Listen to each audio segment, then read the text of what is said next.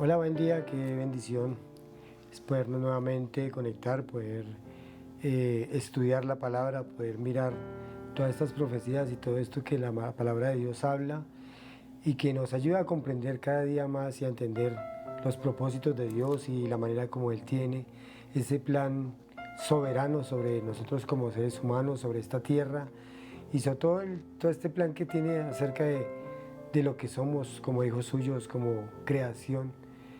Y este mundo necesita entender realmente qué es la palabra de Dios y entender a Dios especialmente. Y cuanto más nosotros como humanos, como hombres que leemos, que estudiamos, que indagamos, es necesario indagar las cosas de Dios. Es bueno meterse a estudiar o el estudio de Dios, que es la teología, y entender a Dios, porque realmente Él por eso lo dijo, que escudriñásemos las escrituras porque ellas son las que daban testimonio de Jesús y de todo lo que es el reino de Dios. Bueno, pues para empezar yo quiero orar y el título de este mensaje eh, tiene como fin o tiene como propósito hablar de este mes o este tiempo que hablamos de la venida de Jesús al mundo, de su nacimiento, y pues eso es un propósito de Dios. Entonces, eh, el título tiene la promesa de un rey, promesa de un rey. Entonces vamos a mirar qué es lo que nos dice la palabra acerca de esa promesa que hoy en día pues tiene que este tema ver mucho con lo que se trata de la Navidad. Y pues es importante conocer y saber realmente quién es Dios, cuál fue su propósito en esta tierra y a qué vino realmente a esta tierra un Dios humanado, un Dios hecho hombre, pues cuáles serían sus propósitos, ¿no? Entonces eso es lo que tratamos de explicar a través de la palabra y el Señor nos da ese entendimiento a través de ella. El Señor dijo que escudriñásemos las escrituras porque a través de ella tendríamos un conocimiento mayor de lo que es de Dios y sus planes soberanos y el plan para nosotros. Muchos, inclusive científicos y hombres de renombre, han tenido que a través de la historia han querido indagar, averiguar qué es la vida del ser humano y de dónde venimos, quiénes somos y para dónde vamos. Pero esas tres preguntas, pues la palabra de Dios nos las hacen o nos las contesta prácticamente. Entonces, pues voy a orar para darle paso al Espíritu Santo, a nuestro Maestro, que es el que nos guía y nos da la certeza de lo que queremos saber. Entonces, Padre, yo te doy gracias en este momento, gracias por esta oportunidad que me das nuevamente, Señor, de venir con este nuevo tema, Señor, con este nuevo mensaje, Señor, que tú traes a mi vida, Señor. Te pido que obres a través de aquellas personas que están mirando, escuchando este mensaje, Señor. Ayúdalos a entender tu palabra, todos los sentidos espirituales, abre su mente, su corazón, para que puedan entender esta palabra, Señor. Sabemos de que tú hablabas por parábolas, era precisamente para que aquellos que realmente quisieran conocerte, que tuvieran ese anhelo en su corazón, esa sinceridad, eran los que podían entender. Porque decían que, dice tu palabra, que algunos oirán y no escucharán, algunos verán, pero realmente no entenderán ninguna de las cosas, Señor, que tú tienes para cada uno de nosotros, Señor. Por eso es que te pedimos la guía de tu Santo Espíritu y nos ponemos en tus manos en el nombre de Jesús. Amén. Bueno, entonces ya sabemos que el título de ese mensaje era la promesa de un rey, la promesa de un rey. Entonces, quiero ir allí a una palabra, porque tenemos que apoyarnos en la palabra de Dios, en la Biblia. Dice allí en Mateo capítulo 2, versículo 1, miremos lo que nos empieza a decir la palabra y hablar realmente lo que el Señor tiene a través de este mensaje, de esta palabra, de este libro maravilloso que es Mateo. Dice así: cuando Jesús nació en Belén de Judea, en días del rey de Herodes, vinieron del oriente a Jerusalén unos magos diciendo: ¿dónde está el rey de los judíos que ha nacido? Porque su estrella hemos visto desde el oriente y venimos a adorarle. Y oyendo esto, el rey Herodes se turbó y toda Jerusalén con él. Y convocados todos los principales sacerdotes, los escribas del pueblo, les preguntaron dónde había de nacer el Cristo. Y ellos le dijeron: en Belén de Judea, porque así está escrito por el profeta: y tú eres Efrata, de la tierra de Judá, tú eres la más pequeña entre las príncipes de Judá, porque de ti saldrá un guiador que apacentará a mi pueblo Israel. Bueno, esta era la profecía de Miqueas, que decía que iba a venir a Belén, precisamente un rey, iban a ser un rey. Y cuando esta visita de los Reyes Magos, dice que vinieron a Belén y pues ellos venían buscando dónde quedaba esa ciudad pequeña de Belén y pues llegaron a Jerusalén y pues resulta que en Judea reinaba Herodes y resulta que pues este hombre se turbó porque no es como de pronto la tradición nos muestra, ¿no? Que la tradición nos dice que vinieron tres hombres, que Gaspar, Melchor y Baltasar, y que estos traían incienso, mirra y oro, y que por lo que traían incienso, mirra y oro, pues no eran sino tres reyes. Pero para que se turbara el rey Herodes, para que viera pues, tanta gente allá entrando a Judea, pues es porque se tuvo que turbarse, tuvo que sorprenderse. ¿Qué pasó? ¿Por qué tanta gente viene buscando a un rey? ¿Qué es lo que pasa? Entonces los manda a llamar y les dice que qué es lo que pasaba, que qué era lo que tenían. Y ellos le dijeron pues que estaban buscando Belén en Judea porque estaban siguiendo una estrella que venía del oriente y que esa era una señal que era donde iba a venir un rey e iban a ser un rey. Y ese era el rey de los judíos. Pero entonces todos sabemos de que Herodes, o bueno, los que hemos estudiado prácticamente la vida de Herodes, sabemos que este era un hombre muy malo, que inclusive mató a sus padres, mató a muchas personas de la familia, porque él no quería que nadie se quedara con su trono, él quería ser el rey, el único rey que gobernara allí sobre Judea. Pero vemos cómo este hombre les dice a los reyes que venían del oriente, pues que simplemente le avisaran en el momento en que ellos encontraran al Mesías o a este rey que iba a nacer. Entonces, la profecía de Miqueas decía que era una ciudad o era un pequeño, digamos así para entenderlo, corregimiento, que son ciudades muy pequeñas o pueblitos muy pequeños, que dice uno, bueno, en ese pueblo pues allá no hay nada, no hay comercio, no hay nada, está muy alejado verdaderamente de las ciudades que son comerciales, de las ciudades que realmente pues se mueve mucha gente y mucho comercio, pues de allá nacer un rey, pues es raro, ¿no? Que siempre los reyes vienen con una estirpe, con un linaje de hombres ricos, de hombres famosos, pero en ese momento, o esta profecía según nos decía que era un pueblo muy pequeño, una ciudad muy apartada. Pero entonces dice acá en el versículo 7, mire lo que nos dice. Entonces Herodes, llamando en secreto a los magos, indagó de ellos diligentemente el tiempo de la aparición de la estrella. Y enviándolos a Belén les dijo, id allá y averiguar con diligencia acerca del niño, y cuando lo halléis, hacedmelo saber para que yo también vaya y le adore. Pero si este era un hombre que era muy celoso con su trono, con su reinado, ¿ustedes creen o ustedes piensan que él quería verdaderamente el niño irlo a adorar? Porque iban a ser un nuevo rey, iban a ser un rey que prácticamente lo iba a reemplazar a él, porque él sabía que si era un niño era porque más adelante él ya iba a ser más viejo y este niño iba a tomar el trono. Entonces él les dice a estos reyes, indagando, dice que en secreto los llama y les dice pues que vayan y averigüen, y les dio como decir las señales por donde quedaba Belén y para que averiguaran, pero realmente la intención de él era que hallaran al niño y así poderlo, o puede ser deshacerse de él. Entonces, aquí es donde vemos la historia de estos reyes, porque eran muchísimos, era mucha gente, eran más de 300, 400 hombres, porque ellos viajaban siempre en comunidad y viajaban con sus camellos, con su comida, con su ganado, con todas estas cosas para alimentarse, porque tenían que venir prácticamente caminando a pie o en camello. Entonces eran muchos kilómetros que tenían que recorrer. Ellos viajaban con todo lo que necesitaban para su viaje. Por eso fue que esto fue lo que hizo turbar a Herodes, esa gente de dónde apareció, de dónde viene y a qué viene y qué viene haciendo. Entonces bien, empezó a indagar todo esto.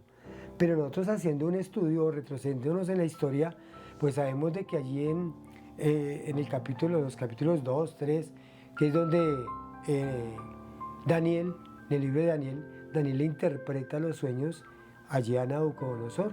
Y Nabucodonosor tuvo muchos sueños, o bueno, particularmente los que nos habla allí Daniel. Uno de esos sueños fue cuando prácticamente tenía que magos o astrólogos o los adivinos que tenía alrededor Nabucodonosor no le pudieron descubrir o no le pudieron dar interpretación para su sueño. Entonces, llamando a Daniel, o unos hombres que conocían ya a Daniel, lo llamaron pues para que fueran allí ante Nabucodonosor y que él le iba a interpretar ese sueño de Nabucodonosor. Y la interpretación de este sueño, pues, ¿qué hace simplemente Nabucodonosor? Pues lo pone como jefe de sus brujos, de sus hechiceros, de todas estas personas sabias que de pronto las llamaban en ese tiempo, y lo puso como cabeza a Daniel, que porque él sí le había interpretado los sueños y le había dado, digámoslo así, con el enfoque perfecto de lo que él había soñado. Porque Nabucodonosor además a sus hechiceros les puso una prueba grande, que tenían además que decirle qué era lo que él había soñado. Pero como sabemos que Daniel tenía la interpretación que venía de parte de Dios, pues Daniel sí sabía realmente qué era lo que había soñado Nabucodonosor y le dio su interpretación completa.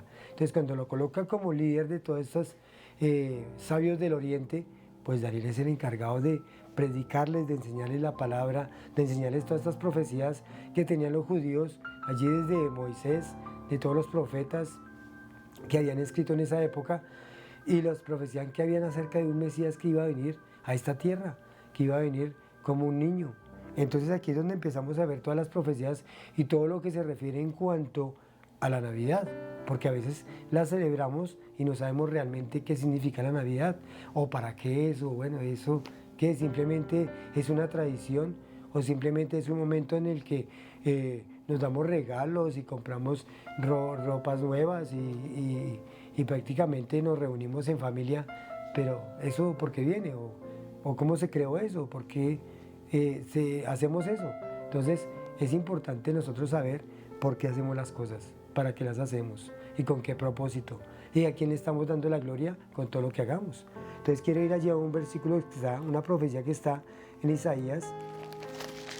Quiero ir a Isaías 7.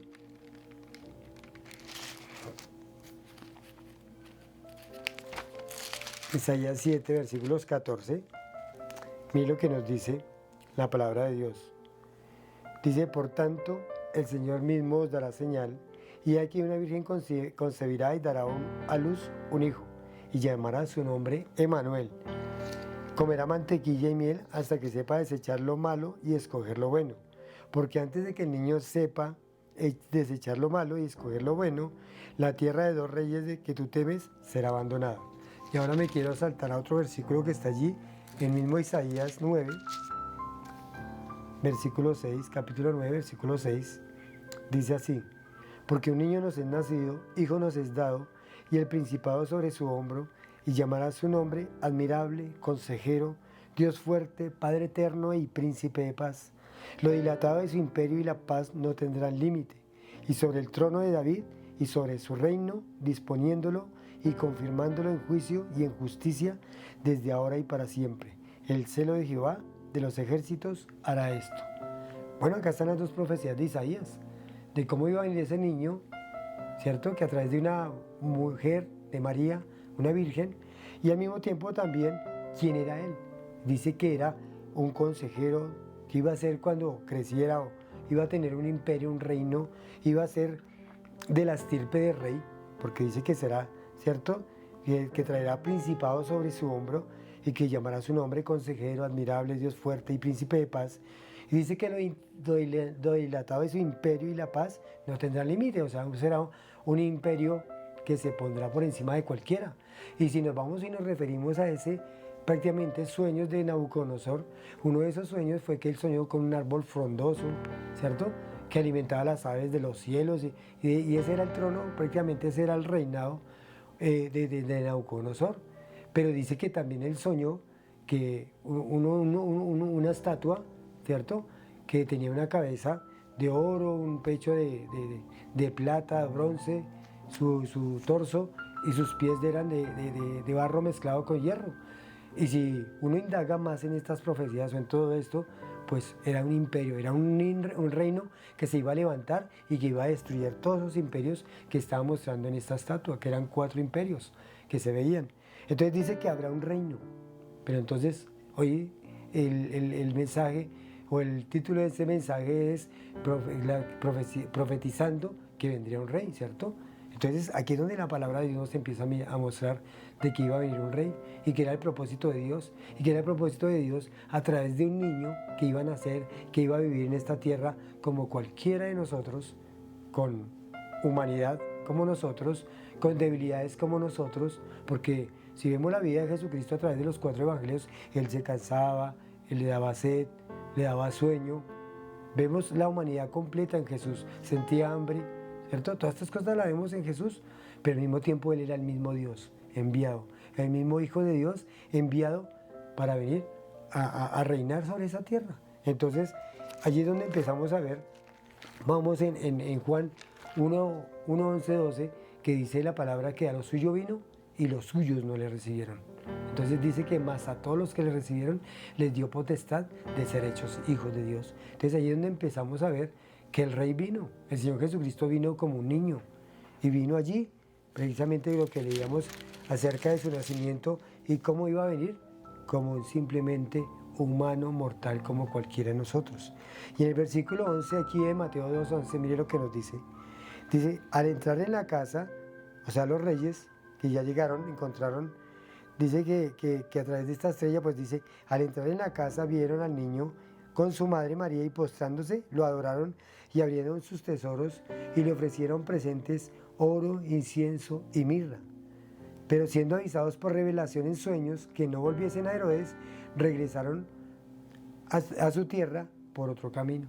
Aquí es donde vemos que el plan soberano, la mano de Dios estaba allí, porque esa estrella era la guía que tenían estos reyes del oriente o de sabios del oriente, que venían, encontraron al niño, lo adoraron y le trajeron 3 regalos en especial.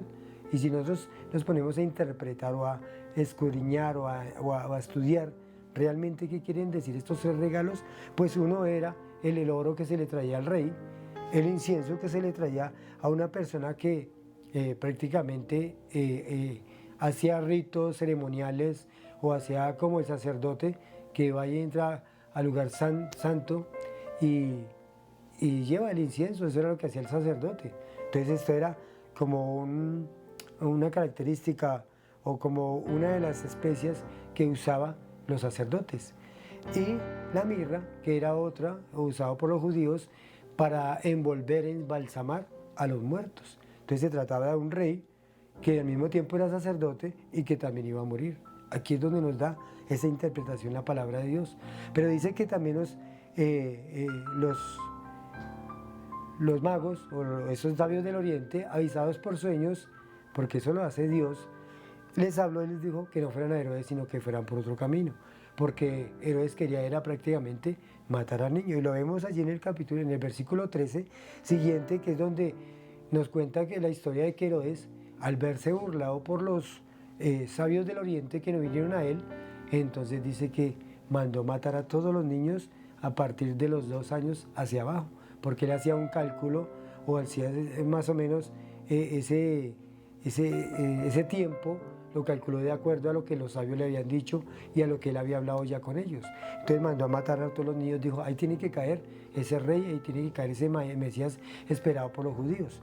Entonces vemos que esta historia, siempre el enemigo estuvo ahí, también tratando de borrar, desviar el propósito que Dios tenía a través de este Mesías. Aunque el Satanás mismo no sabía, pero sabía que era un rey que iba a venir a gobernar y a rey, como rey, y quería que prácticamente esto no sucediera. Entonces, aquí es donde vemos realmente y vamos entendiendo poco a poco lo que se trata de la Navidad. Y la Navidad, la palabra Navidad quiere decir natividad, interpretándolo, natividad, que quiere decir nuevo nacimiento. Y el nuevo nacimiento era que iba a venir una nueva historia para la era humana, iba a venir un nuevo momento, un nuevo propósito que Dios iba a poner en nosotros como seres humanos. Por eso fue que la historia del ser humano se dividió cuando nació Jesús. Hace más de 2000 años, ahora decimos antes de Cristo y después de Cristo. Ahora hace más de 2000 años vemos que todo ha cambiado, que todo cambió, que cambió de esos ritos ceremoniales que se hacían allí en el templo de Jerusalén, de Israel. Y hoy en día ellos no pueden hacer ninguna de esas ceremonias, ni ritos, ni sacrificios, porque es que el rey ya vino y ellos lo rechazaron. Entonces, era la llegada de un rey y esa era la profecía, ¿cierto? Esa era prácticamente lo que se profetizaba, que iba a venir un rey, pero ese rey fue rechazado. Pero, bueno, el rey se convirtió prácticamente en un salvador porque no lo recibieron. Entonces dice ahí, como ahorita decía en el versículo 12 de Juan 1, dice: más a todos los que le recibieron, a los que creen en su nombre, les dio potestad de ser hechos hijos de Dios. Y allí es donde el Señor vino a traer salvación. Entonces fue a los judíos, fue a los suyos, pero no le recibieron. Fue a venir a hacer lo suyo, su parte, pero no le recibieron. Entonces digo, ahora voy a abrir la puerta a todo aquel que quiera venir a mí. Y eso somos nosotros como iglesia. Somos nosotros que queremos arrepentirnos de nuestro pecado y realmente saber que le hemos fallado a un soberano Dios, que somos hombres pecadores y que esta tierra cada día va de mal en peor. Es debido al pecado del hombre, debido a sus deseos mundanos, sus deseos, a su concupiscencia desenfrenada. Todo esto es lo que ha causado que el mundo esté como esté. Pero el Señor ya vino a traer una solución. Él fue nuestro Salvador, que pasó por esta tierra, vino como un niño, pasó por esta tierra, creció y a los 33 años empezó, desde los 30 años su ministerio, duró 3 años y medio su ministerio y fue crucificado, porque tenía que morir por el mundo, tenía que morir por el pecado de nosotros. Pero resulta de que ese Salvador o ese Rey que se convirtió en Salvador, retornó nuevamente a su trono y está allí sentado a la diestra de Dios.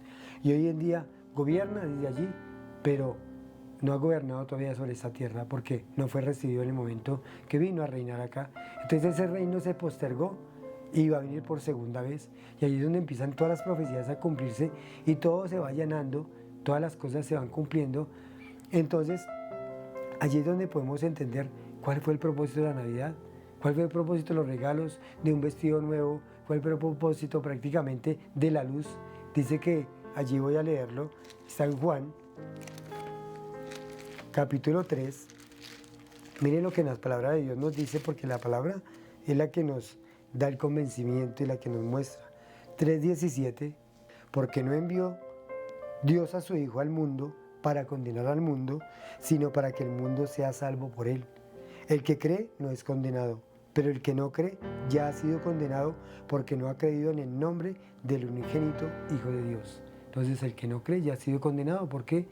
Porque es que no, la condenación ya estaba.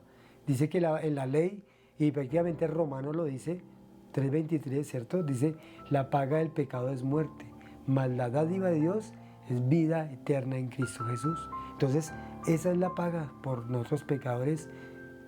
La paga del pecado es muerte, somos condenados. Pero dice que el que cree no es condenado, porque dice que ninguna condenación hay para los que están en Cristo Jesús, Señor nuestro. Entonces, eso fue lo que vino a hacer prácticamente, y eso es lo que tenemos que celebrar y entender que esta Navidad fue porque la luz vino al mundo.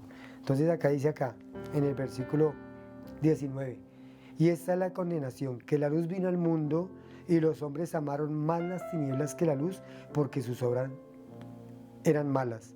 Porque todo aquel que hace lo malo aborrece la luz y no viene a la luz para que sus obras no sean reprendidas. Entonces, ese fue el propósito de la venida de Cristo, de la venida de un Mesías y que tomó cuerpo de hombre, vino a vivir como cualquier hombre, porque era necesario que fuera un hombre perfecto, un hombre que no tuviese pecado, un hombre que viniera y viviese como nosotros los hombres, pero sin pecado.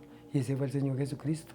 Era la única manera de que el Cordero de Dios, es un Cordero que el Dios mismo dio puesto a su Hijo en propiciación por nuestros pecados. Y si tú quieres recibirle hoy, pues lo puedes hacer, puedes entender todas estas cosas. Y porque fue la Navidad. Entonces, la luz vino al mundo, por eso es que celebramos, o el mundo lo celebra con luz, pero no sabe por qué lo hace. Porque es la luz que vino al mundo. Y nos alegramos, nos regocijamos, y de pronto en este mes se adornan las calles con luz, se adornan las casas con luz, pero es porque estamos hablando de ese día que vino la luz al mundo.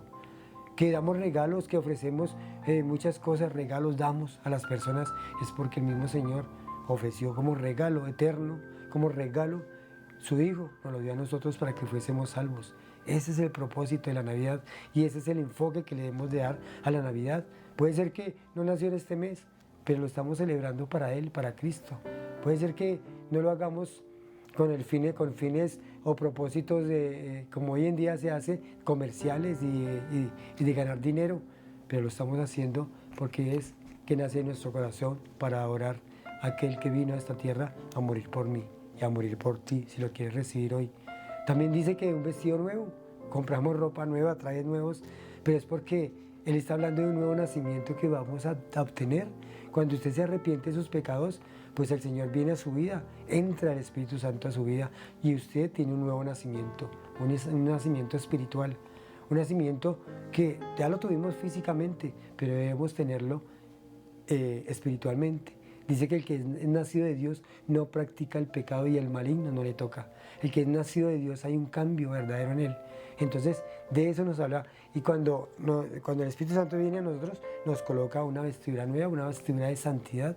Santidad es apartarnos para Él, apartarnos para Dios.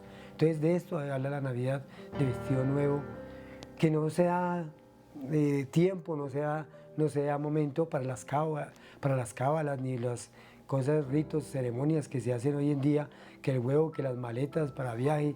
Entonces, ¿qué pasaría hace 2 años que hubo una pandemia? ¿Qué pasaría con todos esos hombres o personas que salieron allí en su barrio a llevar las maletas, que tomaron el huevo, que pusieron, bueno, un poco de cosas que hay?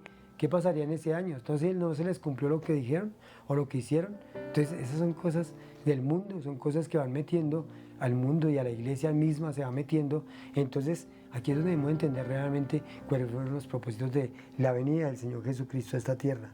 Entonces ese rey fue rechazado, pero ese rey que vino, acá nos decía la palabra, no a condenar al mundo, sino para que el mundo sea salvo por él, pero un día va a venir como juez. Un día va a venir a tomar cuentas de lo que realmente no creyeron ni quisieron oír la voz. Que aunque la entendieron, no quisieron dar paso porque dice que sus obras eran malas y no querían ceder a sus obras, a su pecado. Aún sabiendo de que estaban mal ante Dios, no quisieron hicieron caso omiso. Entonces, o se volvieron religiosos, porque también esa es la otra, se vuelven religiosos y piensan que porque andan en una religión o metidos allí todos los días en la iglesia, piensan que eso son obras que van a agradar a Dios, pero realmente son obras, porque si usted no cambia su vida, puede estar todos los días en la iglesia, pero si usted no cambia su vida, si no se la entrega a Jesús para que viva una vida verdadera, una vida de acuerdo a su voluntad, a su palabra, pues eso simplemente son obras, como dice ahí en Jeremías, trapos de inmundicia. Entonces, que se le ofrece a Dios. Pero entonces el rey, como decía, va a venir a reinar, porque esa promesa que le dio a los judíos, esa promesa que ahora le da a la iglesia, pues se va a cumplir un día. Y voy a ir allí a un versículo que está en el capítulo 19 de Apocalipsis, que es donde el rey retorna realmente y viene a tomar juicio, y viene a tomar, como decir, posesión de esta tierra. Y todos aquellos reyes y todas estas personas que están gobernando en determinado momento en que Él venga, pues van a ser destruidas. Lo dice en la palabra de Dios. Entonces, Apocalipsis 9, 19, dice acá, en el versículo 1. Después de esto, oí una gran voz de gran multitud en el cielo que decía, aleluya, salvación, y honra y gloria y poder son del Señor Dios nuestro, porque sus justicias son verdaderos y justos, pues ha juzgado en gran manera a la gran ramera que ha corrompido la tierra con su fornicación y ha vengado la sangre de los siervos de la mano de ella. Entonces, eso es lo que viene el Señor a hacer, ¿sí? Ha vengado la sangre de sus siervos de la mano de la gran ramera o de la falsa enseñanza, de la falsa doctrina, de la falsa iglesia que ha tenido subyugados a muchos. Pero esa es una falsa. Y aquí es donde se va a revelar realmente quién es. Y me salto al versículo 11, mire lo que dice acá. Entonces viene el cielo abierto y aquí un caballo blanco. Y el que lo montaba se llamaba Fiel y Verdadero, que con justicia juzga y pelea. Y sus ojos eran como llama de fuego, y había en su cabeza muchas diademas, y tenía un nombre escrito que ninguno conocía sino él mismo. Y estaba vestido de una ropa teñida de sangre, y su nombre es el Verbo de Dios. Y los ejércitos celestiales vestidos de lino finísimo, blanco y limpio, le seguían con caballos blancos. Esos somos usted y yo, si usted hace parte de la iglesia. Ya vamos a venir con él en caballos blancos. Dice el 15, y de su boca salió una espada aguda para herir con ella a las naciones, y él las regirá con vara de hierro, y él pisa el lagar del vino de su furor y de la ira del Dios Todopoderoso. Y en su vestidura, dice el 16, y en su muslo tiene escrito este nombre, Rey de Reyes y Señor de Señores. Entonces, mire la profecía, mire la palabra. El rey vino como profecía que se tenía que cumplir, la venida de un rey. Vino el rey, fue rechazado, volvió a su trono, pero hay una profecía que dice que va a volver y que está formando ahora, durante estos 2000 años, está formando un nuevo grupo, ¿cierto? Está nombrando un nuevo pueblo, que es la iglesia. Y todo aquel que se une a la iglesia, así sea judío o no judío, gentil o no gentil, pues simplemente va a ser parte de ese reino, de esa iglesia. Entonces, si tú quieres ser parte de esa iglesia, si tú no quieres ser un día condenado y un día enfrentar al mismo Jesucristo, también como hombre, porque va a venir acá, ¿cierto? Como juez, y va a condenar a aquellos que no quisieron creer. Va a condenar a vivos y a muertos, porque habrán vivos en ese tiempo, pero también hubo muertos que nunca creyeron en Él, que nunca quisieron, aunque recibieron el mensaje, y ahora usted lo está recibiendo. Usted está recibiendo este mensaje a través de este medio.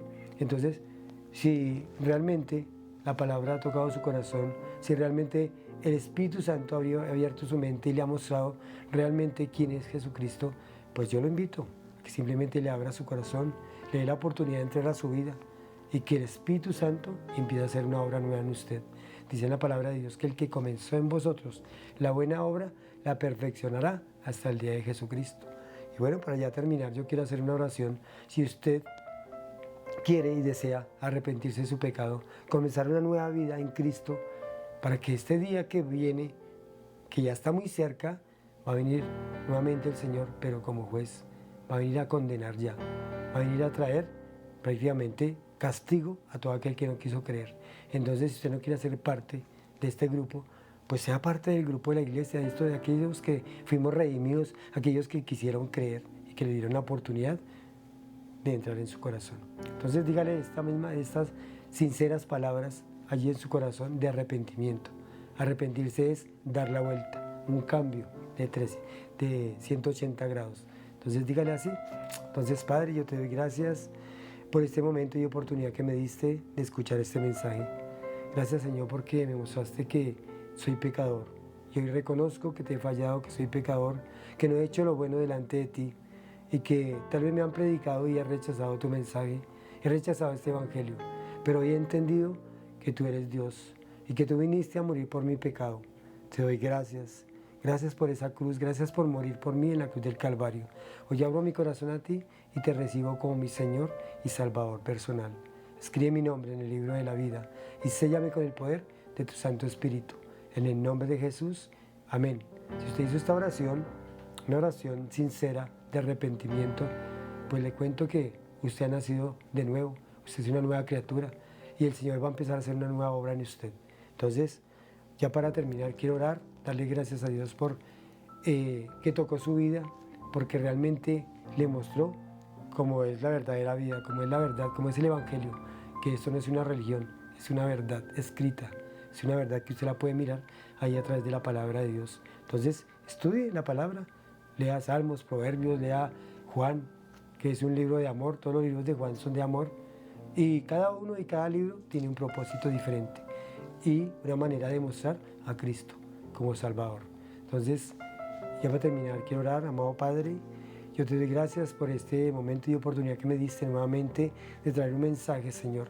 Cuanto más en este tiempo, Señor, que la gente está confundida, Señor, que a veces celebran cosas, celebran, digamos, en este mes de diciembre que se celebra la Navidad, pero realmente no saben por qué ni para qué, que hay muchas cábalas, muchas ceremonias, ritos que se hacen en este mes, Padre, que no van de acuerdo a tu palabra, a tu voluntad, no van de acuerdo, Señor, a tu enfoque, a tu propósito, Señor. Te pido que abra la mente y los corazones de aquellas personas y que entiendan de una vez por todas que como pecadores necesitamos un Salvador. Y ese Salvador vino un día a morir por nuestros pecados. Entonces, permíteles ver que tú eres Dios y que tú pagaste un precio en la cruz del Calvario por nuestras vidas y que ahora te podemos recibir porque tenemos esa oportunidad. Gracias por aquellas personas que ya lo hicieron. Gracias, Señor. Tócalas, llénalas con tu presencia, con tu espíritu, Señor, y ayúdalas y guíalas en los propósitos que tienes para cada uno de ellos, Señor. También oro por aquellos hermanos, hermanas, aquellas personas que se encuentran agobiadas, tristes, que se encuentran en enfermedad, tal vez en una cárcel, tal vez metidos o sumidos dentro de un vicio. Padre, tú conoces todas las cosas, Señor. Te pido por cada uno de ellos, trae libertad y que tu palabra, Señor, se extienda, Señor, por toda esta tierra, Señor, que muchos conozcan de ese Dios maravilloso que tenemos hoy delante de nosotros. Te doy gracias a ti, Padre Dios, a Dios Hijo y Dios Espíritu, en el nombre de Jesús. Amén. Amén.